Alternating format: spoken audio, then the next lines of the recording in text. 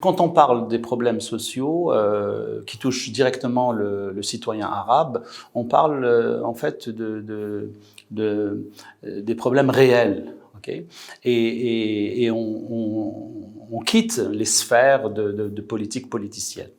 Les printemps arabes sont passés par là, c'est sûr. Les revendications dans différents pays arabes font que les dirigeants, les décideurs des pays arabes sont beaucoup plus à l'écoute de leurs citoyens. Sauf que les printemps arabes n'ont pas touché tous les pays arabes, ils ont touché les républiques arabes et les monarchies n'ont pas du tout été touchées, comme par hasard. Donc il y a encore du travail qui reste à faire.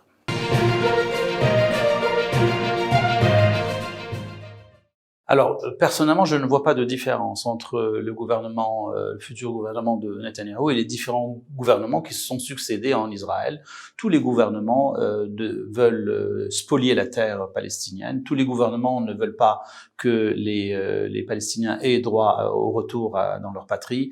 Tous les sionistes, tous les gouvernements sionistes font en sorte que les Palestiniens n'aient pas de droit à leur pays. Donc, personnellement, je ne vois pas de différence entre ce qui s'est passé avant et ce qui va se passer après.